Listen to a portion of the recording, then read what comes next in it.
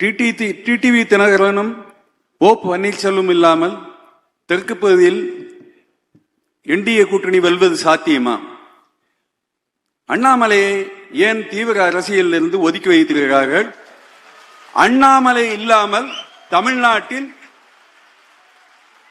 BJP வளர்வதற்கு சாத்தியங்கள் இல்லை என்று என்னுடைய அனுபவத்தில் என்னுடைய மக்களிடம் சந்திப்பதன் மூலம் நான் அறிந்து கொண்டேன்.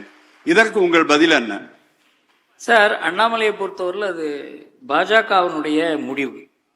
அண்ணாமலையும் பாஜகவும் சேர்ந்து தான் அந்த முடிவு எடுத்திருக்காங்களே தவிர அண்ணாமலையினுடைய அவரை கலக்காத இதை எடுக்கலை. ஏன்னா காரணம் என்னவென்றால் பாஜகவால் மாத்திரம் தனியாக தமிழ்நாட்டில் வெல்ல முடியாது என்கிற நிலைமை இருப்பதனாலையும் எடப்பாடி எந்த விஷயத்திலையும் பாஜகவோடு நெருங்கக்கூடாது என்று 2024 எடுத்த முடிவை அவர் மாற்றிக்கொண்டு பாஜகவுடன் ஒத்துழைக்க வந்திருப்பதால் தான் இன்றைக்கு நாம திமுகவை வீழ்த்த முடியும் என்கிற ஒரு எண்ணம் ஏற்பட்டிருக்கிறது. இதை நாம புரிந்து கொள்ள வேண்டும். அரசியல்ல யதார்த்தம் என்று ஒன்று இருக்கிறது. எல்லாமே ஐடியலிசம் கிடையாது. பாஜக தனியாக நின்று 10 ஆண்டுகள்ல தமிழ்நாட்டில் எழுச்சி பெற்று வெற்றி பெறும் அப்படி என்றால் நீங்க ஏற்றுக்கொள்வீர்களா? 10 ஆண்டு திமுக இருக்கும்னா நீங்க ஏற்றுக்கொள்வீர்களா? ஏற்றுக்கொள்ள முடியாது. திமுக போயே ஆக வேண்டும் என்றால் அதற்கு உண்டான உத்திகளை தயார் பண்ணும். அமித்ஷாவை விட இதை பத்தி விஷயம் தெரிஞ்சவங்களை யாரும் இருக்க முடியாது. அவரை மாதிரி நான் மகாராஷ்டிரா எலெக்ஷன்ல 2014 எங்கிட்ட உத்தவ் தாக்கரே போன் பண்ணிருக்கார். சார், அமித்ஷா எங்க இருக்கார் சார், என்னால பார்க்கவே முடியல. அவர் மாத்துங்காவில் ஒரு சின்ன வீட்டில் இருந்தார். அந்த சமயத்தில் அங்க இருந்துதான் அந்த யுத்திகளை கையாண்டு பாஜக நம்பர் 2 பார்ட்டியா இருந்தது, சிவசேனா நம்பர் 1 பார்ட்டியா இருந்தது. அப்படியே மாற்றினார் அமித்ஷா. இன்றைக்கு பாஜக மகாராஷ்டிராவை கைப்பற்றி இருக்கிறதுக்கு காரணம் அன்னைக்கு அவர் எடுத்த யுக்தி. அதனால அவருக்கு தெரியும் இது எப்படி. அவர் அதாவது சில பேருக்கு அந்த அஷ்டாவதானி என்று கூறுவார்கள், எல்லா விதமான திறமையும் இருக்கும். அந்த மாதிரி ஒரு திறமை உள்ளவர் தமிழ்நாட்டை கையில் எடுத்திருக்கிற நம்பிக்கையோடு இருங்க. அண்ணாமலையும் அவருக்கு ஒத்துழைப்பார். ஏன்னா அண்ணாமலையும் என்னுடைய ஃப்ரெண்ட், அவரோட நான் பேசிக்கிட்டு தான் இருக்கேன். அதனால அண்ணாமலைக்கு எதிராக ஏதோ ஒரு முடிவு எடுக்கப்பட்டதாக நீங்களாக நினைத்து கொண்டு பேசுவது தவறு. சார், இது எல்லாருக்குமே தெரிஞ்ச விஷயம். எடப்பாடிக்கு தெரியலையே. இப்ப பிஜேபியில சேர்த்துங்க சார் அப்படின்னு சொன்னா அது வேற விஷயம். எடப்பாடி சேர்த்துக்கொள்ள வேண்டிய துக்ளக் ஆண்டு விழாவில் கேட்கக்கூடிய கேள்வியே இல்லது. எடப்பாடியை சந்தித்து நேராக கேட்க வேண்டிய கேள்வி. பெரியார் மண் என்பதிலிருந்து பெரியாரே மண் என்று கூறக்கூடிய ஒரு சூழ்நிலை தமிழ்நாட்டில் உருவாகி, நான் 50 வருஷமா தமிழ்நாட்டு அரசியல ரொம்ப கூர்மையா தமிழ்நாட்டில் தெய்வத்தை நிந்தனை செய்யலாமே தவிர பெரியாரை நிந்தனை செய்ய முடியாது. துக்ளக் தான் அதை துணிவா பண்ணாங்க. இன்னைக்கு நம்ம ரமேஷ் அந்த துக்ளக் முன்னால பெரியார் என்னென்ன கூறினார் அதெல்லாம் காமிச்சார். அந்த காலத்தில் 1970 80 அதை போடுகிற துணிவு சோவுக்கு மாத்திரம்தான் இருந்தது. ஆனா தமிழுக்கு எதிரி ஹிந்து கிடையாது. தமிழுக்கு எதிரி ஆரியம் அல்ல, பெரியார். இது தெரியாது. இந்த ரகசியத்தையே மறைத்திருக்கிறார்கள். ஆரியம் என்றால் பிராமணர் என்றால் தமிழ் வளர்த்ததுல பங்கு ஆரியர்களுக்குத்தான் இருந்தது. 360 தமிழ் ஸ்காலர்ஸ் வந்திருக்காங்க. அதுல யாரும் திராவிடர்கள் கிடையாது. அது எல்லாமே தேசியவாதிகள், அது எல்லாமே ஆன்மீகவாதிகள்.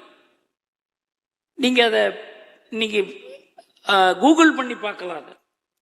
தேசியத்தை வளர்த்ததெல்லாம் தேசியவாதிகள், காங்கிரஸ்காரர்கள். ஒரு சின்ன உதாரணம்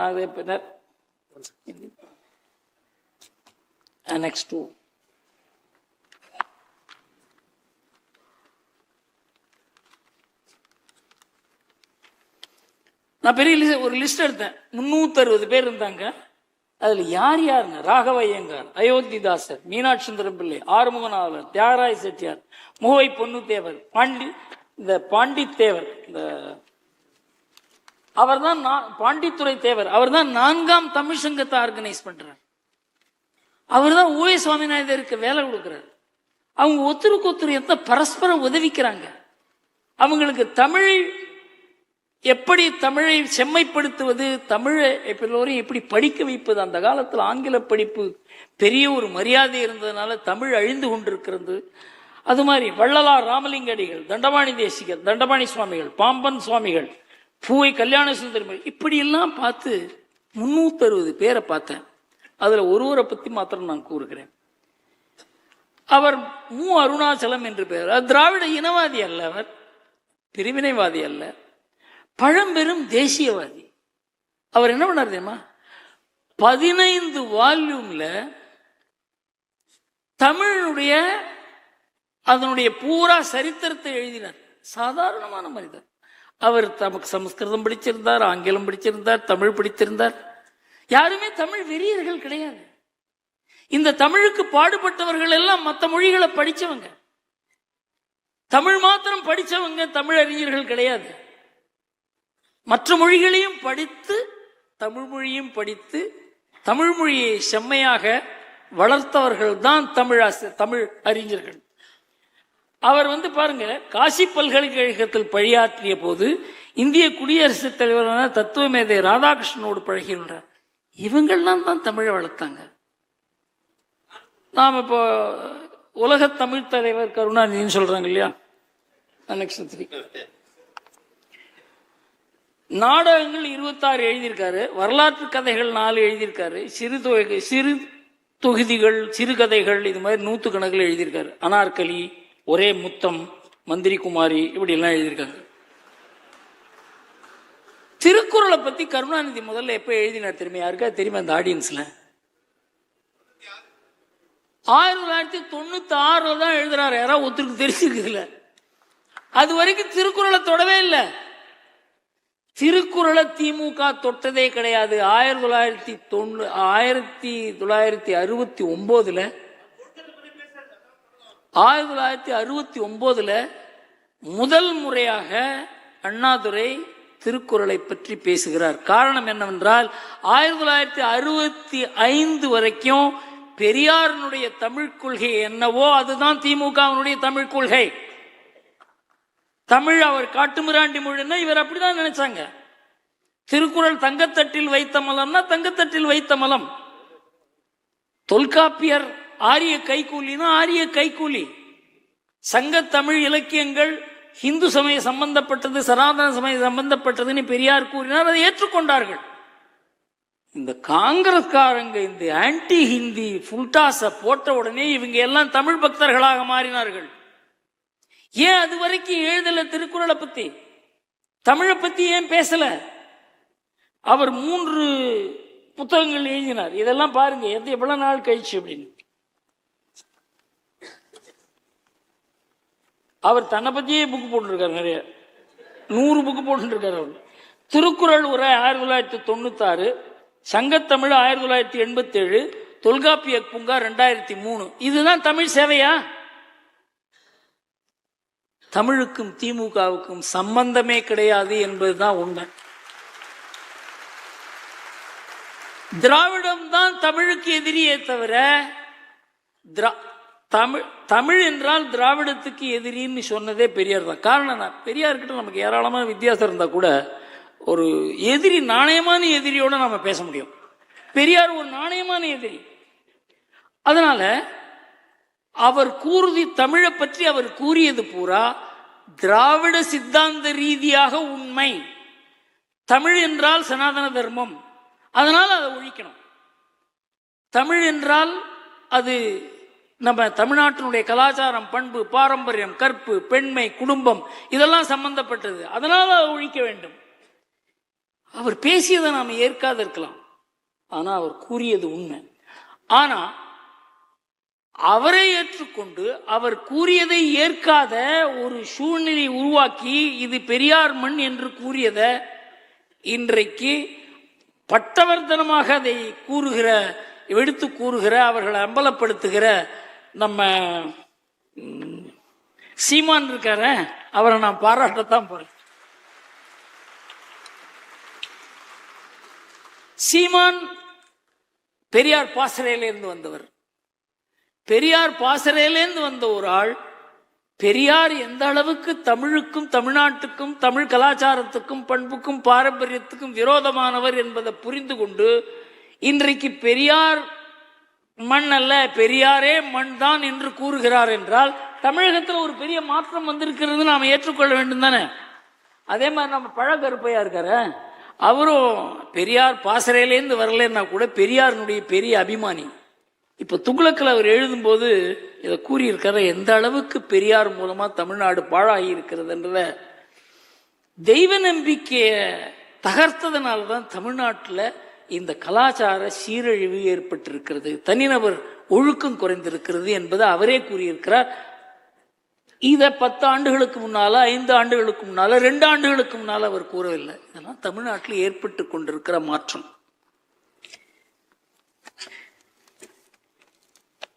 நான் சொன்ன தமிழை திருடியது திமுக, அதுக்குதான் உதாரணங்கள் காமிச்சேன். இந்த தமிழை தான் வளர்த்த தமிழ, தேசியவாதிகள் வளர்த்த தமிழ திமுகவுக்கு தாரை வார்த்த பாபத்தை செஞ்சது காங்கிரஸ். என் கண்ணால பார்த்தேன் 1967 எலெக்ஷன்ல என்ன நடந்தது.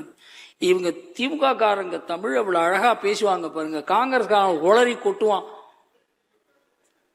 ஜனங்களை அப்படியே பேசியே மயக்கினான்.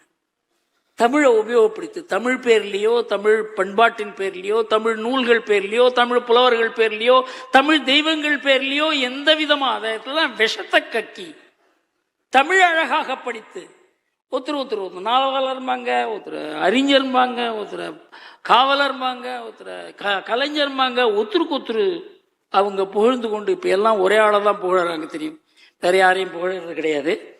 அதனால தமிழ்நாட்டில் ஒரு பெரிய ஒரு மாற்றம் நிகழ்ந்து கொண்டிருக்கிறது. அதை நாம புரிந்து கொள்ள வேண்டும். நான் முதல்ல கூறினேன் 10 ஆண்டுகள் ஆகிவிட்டன. இந்த 10 ஆண்டுகள்ல துக்ளக் பிழைக்குமா பிழைக்காதாங்கிற கேள்வி முதல்ல எழுந்தது. நான் அந்த பதவியில் இருக்கிறதுக்கு லாயக்கானவனா இல்லையா என்கிற கேள்வி எழுந்தது. என்ன பல வாசகர்கள் உனக்கு எந்த துணிவு இருக்கிறது இதில் நீ இந்த பதவியில் அமர்ந்திருக்கிறீர்கள் என்று கேட்டிருக்கிறார்கள். அவர் மாதிரி உனக்கு எழுத வராது, அவர் மாதிரி உனக்கு பேச வராது, ஏன் இந்த பொறுப்பை ஏற்றுக்கொண்டாய் என்றெல்லாம் எனக்கு கேள்விகள் எழுந்திருக்கின்றன. ஆனால் இதையெல்லாம் மீறி அவர் என்னை எடுத்துக்கொள்ள சொல்லி என்னை எடுத்துக்கொள்ள மாட்டேன் என்று நான் கூறி அவர் கண் மூடியவுடனே எனக்கு பெரிய ஒரு மனதில் ஒரு கில்ட்டி கான்ஷியன்ஸ் வந்து விட்டது. அதற்கு பின் தான் இதை எடுத்துக்கொண்டேன். இது தமிழ்நாட்டுக்கு தேவைன்னு சொன்னார் அவர். தமிழ்நாட்டுக்கு துக்ளக் தேவை, அதனால இது நடக்கும் என்று கூறினார். இந்த நெக்டர் டிராப்ஸ் நீங்க கேட்டிருப்பீங்க, எத்தனை பேர் கவனமா கேட்டீங்கன்னு தெரியாது. அதுல நெக்டர் சோ நான் டிராப் தான், என்னையும் சேர்த்து போட்டிருந்தார்கள். அது காரணம் என்னவென்றால், இப்ப நான் ஒரு ஆசிரியர் இருக்கேன்னு தெரியணும் அதை பார்த்தா அப்படிங்கிறதுக்காக தான் காந்தன் சொன்னார், சார் நீங்க பேசினதையும் கொஞ்சம் போடணும் சார் அப்படின்னு சொன்னார்.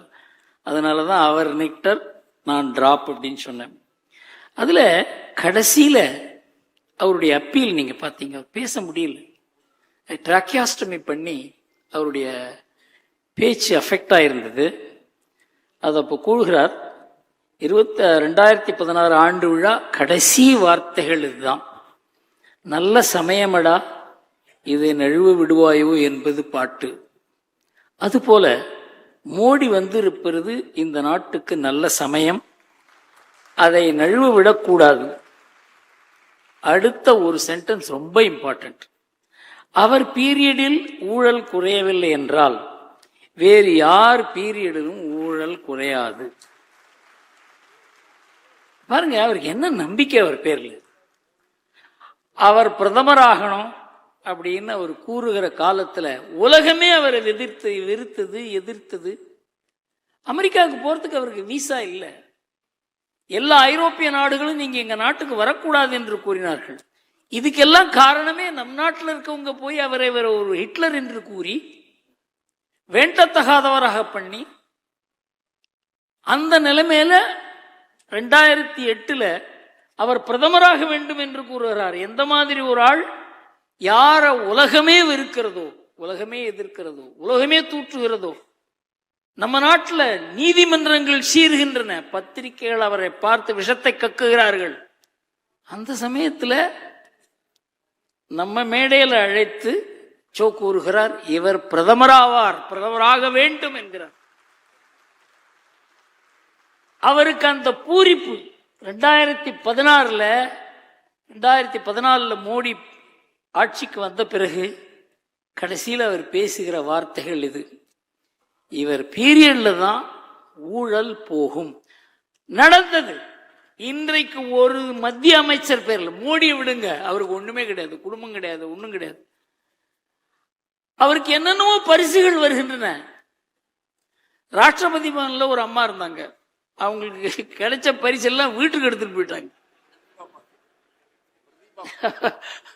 அது அப்புறம் எல்லாம் போட்டு திருப்பி கொண்டு வந்தாங்க, வேற வழி இல்லை. அங்கேயே ஒரு எக்ஸிபிஷன்ல வைங்க, நீங்க எடுத்துட்டு போக கூடாது வீட்டுக்கு. அந்த அளவுக்கு பதவியில் இருக்கவங்களுக்கெல்லாம் எல்லாமே பதவியில இருப்பதனால அவர்களுக்கு கிடைப்பதெல்லாம் சம்பளத்தை தவிர மற்ற எதுவும் கிடையாதுங்கிறத உண்மை.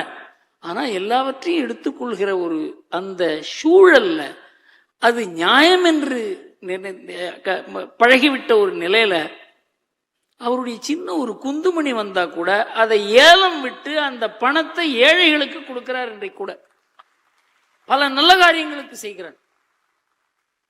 அவருக்கு ஒன்றுமே தேவையில்லை. அவருடைய குடும்பம் எந்த நிலைமைன்னு உங்களுக்கு தெரியும். அவருடைய அம்மா காலமான போது அவர் தான் தோல்ல சுமந்து கார்த்தால 4 மணி 4:30 மணிக்கு யாருக்குமே தொந்தரவு இல்லாத கொண்டு அவருக்கு அடக்கம் செய்துவிட்டு மறுநாள் அவர் அந்த அடுத்த நிமிடமே அவருடைய வேலைக்கு சென்று விடுகிறார். அவருடைய சகோதரர்கள்லாம் சாதாரணமான வேலையில் இருக்காங்க, ஒரு சின்ன பிளாட்ல இருக்காங்க, எந்த விதமான வசதியும் கிடையாது, கார் கிடையாது. சோ அவரை பற்றி யாருமே ஒன்றும் சொல்ல முடியாது. ஆனா மத்திய அமைச்சரவையில் இருக்க யார் பேர்லயுமே இன்றைக்கு ஒரு குற்றச்சாட்டு கிடையாது. இந்த மாதிரி ஒரு 11 ஆண்டுகள் ஒரு ஆட்சி நடந்தா எதிர்கட்சி எப்படி பிழைக்கும்? அதுதான் ராகுல் காந்தியினுடைய பிரச்சனை. எதுவுமே குறை சொல்ல முடியாத ஒரு ஆட்சி நடப்பதனால்தான் அவர் வேற எதையோ சொல்றாரு. அது பாருங்க, அந்த இவிஎம் வேலை பண்ணல பாருங்க, அது பாருங்க, எஸ்ஐஆர் தப்பு பாருங்க, இந்த நாட்டில் ஜனநாயகம் அழிந்து போய்விட்டது பாருங்க, சுப்ரீம் கோர்ட் பேச முடியல பாருங்க, எலெக்ஷன் கமிஷன் கெட்டு போயிட்டு. அதாவது குறையே கூற முடியாத ஒரு ஆட்சி நடப்பதனால்தான் இது மாதிரி குறைகள் கூறப்படுகின்றன என்பதை நாம நினைக்கணும். இது சரி, மத்திய அமைச்சரவையில சரி, 18 மாநிலங்கள்லயும் யூனியன் பிரதேசங்கள்லயும் பாஜக ஆட்சி செய்கிறது. இன்றைக்கு ஒரு சீஃப் மினிஸ்டர் பேர்ல கூட ஒரு குற்றச்சாட்டு கிடையாது. இன்றைக்கு எதிலும் ஊழல்கள் இல்லை. இந்த நிலை இந்தியாவில் இருந்ததே கிடையாது. 1960 இருந்து 63, 64, 65 அந்த காலத்துல இருந்தே எனக்கு அரசியல் தெரியும். யாராவது ஒரு சீஃப் மினிஸ்டர் பேர்ல ஒரு ஊழல் குற்றச்சாட்டு இருக்கும், மத்திய அமைச்சர் பேர்ல ஊழல் குற்றச்சாட்டு இருக்கும். நம்ம ஊர்ல டிடி கிருஷ்ணமாச்சாரி பேர்லயும் ஒரு ஊழல் குற்றச்சாட்டு வச்சு அதுக்காக ஒரு கமிஷனை அமைத்தார்கள். அதுக்காக அவர் ராஜினாமா செய்தார். ஏதாவது ஒரு ஊழல் குற்றச்சாட்டு காங்கிரஸ் காலத்துல, அன்றைக்கு அரசியல் தூய்மையா இருந்த காலத்திலேயே இருந்திருக்கு. இன்றைக்கு இல்லைங்கிறத நாம எல்லோரும் புரிந்து கொள்ள வேண்டும். அதைத்தான் கூறினார் அவர். ஊழலை யாராவது ஒருத்தர் ஒழிக்க முடியும்னா மோடி தான் ஒழிக்க முடியும். அடுத்தது 2008 சோனியா மோடிய மர்ச்சன்ட் ஆஃப் டெத் என்று கூறினார். அதாவது இந்த சோராபுதீன் யாரோ ஒருத்தர் கொலை செய்யப்பட்டார் போலீஸால, அது மோடி தான் செய்தார்னு சொல்லி அவரை மர்ச்சன்ட் ஆஃப் டெத் என்று கூறினார். அதுக்கு 2008 அவர் மோடியை இன்ட்ரடியூஸ் பண்ணது இன்னைக்கு உலகம் பூரா ஒரு பெரிய ஒரு பேசு பொருளாக மாறியது. என்ன கூறினார் அதில் அவர் ஒரு வார்த்தையை என்ன கூறினார், அது எப்படி பின்னால தீர்க்கரதி சிபாரி அது நடந்ததுங்கிறத நான் கூறப்போகிறேன். மர்ச்சன்ட் ஆஃப் டெத், அதாவது அவர் அமர்ந்திருக்கிறார், என் பக்கத்தில் தான் அமர்ந்திருக்கிறார். அப்ப அவர் அழைக்கிறார், so I am inviting the merchant of death to terrorism, merchant of death to corruption, merchant of death to nepotism, merchant of death to official inefficiency, merchant of death to poverty, ignorance, darkness and despair. 18 ஆண்டுகளுக்கு முன்னால அன்றைக்கு உலகமே வெறுத்ததுன்னு நான் சொல்றேன். நம் நாட்டில் அவர் அரசியல்ல பிழைக்க முடியுமா முடியாதா என்ற சூழ்நிலை, அந்த மாதிரி ஒரு பயங்கரமான ஒரு எதிர்ப்பு. அதுக்கப்புறம் ஹிந்து டெரர் இல்லாத ஒரு வார்த்தையை கண்டுபிடிச்சு எப்படியாவது இந்த பாஜக, RSS, மோடி இவர்களை தீர்த்து கட்டிவிட வேண்டும் என்பதற்காக ஒரு பெரிய ஒரு சதி நடந்தது. உலகம் முழுவதும் அதற்கு ஆதரவு இருந்தது. இந்த மாதிரி சூழ்நிலையில அவர் எழுந்து வரார். அன்றைக்கு என்ன கூறினார்? Merchant of death to terrorism. Modi ஆட்சியில 70% பயங்கரவாதம் குறைந்திருக்கிறது. காஷ்மீர் கிட்டத்தட்ட சரியாகிவிட்டது. ஒரே ஒரு இடம் பாக்கி இருந்தது, இந்த இடதுசாரிகள் தான். அதையும் தீர்த்து கட்டி விட்டார்கள். மார்ச் மாசத்துல இடதுசாரி பயங்கரவாதம் இருக்காது, நக்சல் பயங்கரவாதம் இருக்காது என்று உறுதி கூறி அது நடந்து கொண்டிருக்கிறது. இன்றைக்கு பத்திரிகைகளே, மோடியை வெறுக்கும் பத்திரிகைகளே, எதிர்கட்சிகளே இதை மறுக்க முடியாத ஒரு நிலை. 7700 பயங்கரவாத நிகழ்வுகள் ஒரு ஆண்டு நகர்ந்து கொண்டிருந்தது. அது 2000 ஆகி இருக்கிறது. எப்பவுமே இந்த மாதிரி பாகிஸ்தான்லேருந்து ஒரு பயங்கரவாதம் நடந்ததுன்னா நாம் உடனே ஒரு டோசியர் அனுப்புவோம். உங்க ஊரால் தான் வந்திருப்பானுங்க, அவங்க போட்டோவை பாருங்க, இதை பாருங்க, இதை பாருங்க, தயவு செஞ்சு அவங்களை இங்க அனுப்புங்க. மோடி அப்படியே ரூலை மாத்தினார். அங்க இருந்து யாராவது வந்து அட்டாக் பண்ணா நம்ம பாகிஸ்தான் அட்டாக் பண்ணுவோம். 2016 surgical strike, 2019 Balakot strike, 2025 operation Sindoor, அதே ஆபரேஷன் மகாதேவ். பாகிஸ்தான் நடுங்கி போய்விட்டார்கள். அமெரிக்கா கிட்ட போய் ஏதாவது சமாதானம் பண்ணுவீங்கன்னு கேட்கிற அளவுக்கு இன்றைக்கு பத்திரிகைகள் வந்திருக்கு பாருங்க. 18 மணி நேரத்தில் நாம வேலையை முடிச்சுட்டாங்க நம்ம ஆர்மி. கெஞ்ச வேண்டி வந்தது. காரணம் என்ன? அவங்க இங்க பயங்கரவாதம் செய்ததால பாகிஸ்தானே நடுங்க வேண்டிய ஒரு சூழ்நிலையை ஏற்படுத்தி இந்த rules of the games were changed. இதை தான் சொன்னார், merchant of death to terrorism. Corruption உங்களுக்கு தெரியும், யாருமே ஒரு வார்த்தை சொல்ல முடியாது, அபாண்டமாக இது வேணா கூற முடியாது மாதிரி கூறினார்கள். நம்ம ரஃபேல்ல ஊழல் நடந்தது, சுப்ரீம் கோர்ட் சொல்லி கூறியது அது இல்லை அப்படின்னு சொல்லி. நெப்பாட்டிசம் உங்களுக்கு தெரியும். நெப்பாட்டிசம்னு என்ன? சொந்த பந்தங்களுக்கு பதவி பணங்களும் ஏற்பாடு பண்ணி கொடுக்குறது. சொந்த பந்தமே கிடையாது, அதுல என்ன ஏற்பாடு பண்றது? எந்த ஊர்லயும் எந்த அமைச்சரும், எந்த முதலமைச்சரும், மத்திய அமைச்சர்களோ அவங்க உறவுக்காரங்களுக்கு இதை பண்ணாங்க? கிடையவே கிடையாது. Merchant of death to nepotism, அதுவும் நடந்தது. மூன்றாவது merchant of death to poverty. வறுமை கோட்டிலிருந்து 17 கோடி பேர் வெளியில வந்திருக்காங்க இந்த 11 ஆண்டு ஆட்சியில. Merchant of death to poverty. 16% வறுமை கோட்டில் இருக்கவங்க 16% இருந்தாங்க 2014. இப்போது 2% தான் இருக்காங்க. இதை டிராமாட்டிக் என்று கூறுகிறார்கள் உலகத்தில். நீங்க இந்த ஆர்டிபிஷியல் இன்டெலிஜென்ஸ் இருக்கு, அதை பார்த்தீங்கன்னா அதில் போய் கேட்டீங்கன்னா, இந்த அதில் நீங்க கேட்டீங்கன்னா பாவர்ட்டி ரிடக்ஷன் இதை பத்தி என்ன கூறுகிறார்கள்னா, அது வந்து உலகத்தில் இருக்கவங்க எல்லா கூறுகிற அபிப்பிராயத்தை எடுத்து ஒரு வரியில கூறும். அது கூறுகிறது இதை டிராமாட்டிக் என்று கூறுகிறார்கள். அடுத்தது official inefficiency and bureaucratic negligence. எங்கேந்தான் இந்த வார்த்தையை பிடிச்சாரோ பரல. நான் இதே கேள்வி ஆர்டிபிஷியல் இன்டெலிஜென்ஸ்ல கேட்டேன். Has bureaucracy in India improved in efficiency under Modi's rule அப்படின்னு ஆர்டிபிஷியல் இன்டெலிஜென்ஸை கேட்டேன். அதுக்கு பதில் கொடுக்கிறது, under prime minister Narendra Modi's administration the Indian bureaucracy has undergone significant shifts in efficiency, primarily driven by massive digitization, structural reforms, and a culture of direct performance monitoring. Ease of doing, இதெல்லாம் என்ன? இது பலன் என்ன வந்திருக்குங்கிறதுல is of doing business. நம்ம நாட்டில் business பண்றது ரொம்ப கஷ்டம்னு எல்லாரும் நினைக்கிறாங்க. அது 142வது இடத்திலிருந்து 63வது இடமாக குறைகிறது. காம்படிட்டிவ்னஸ் இண்டெக்ஸ், போட்டி போடக்கூடிய இடமா நம் நாடு, அதாவது அரசாங்கம் இந்த குரோனி கேபிட்டலிசம்னு சொல்லுவாங்க, தவறான ஆட்களுக்கு அரசாங்கம் பிசினஸ்ல ஆதரவு கொடுக்கறது, அவங்களுக்கு உண்டான வசதிகள் செய்து கொடுக்கறது. அதனால அது போட்டி போடக்கூடிய, அது சமமாக போட்டி போடக்கூடிய இடம் இல்லை பாரத நாடு அப்படிங்கிறது அவங்களுடைய எண்ணம்.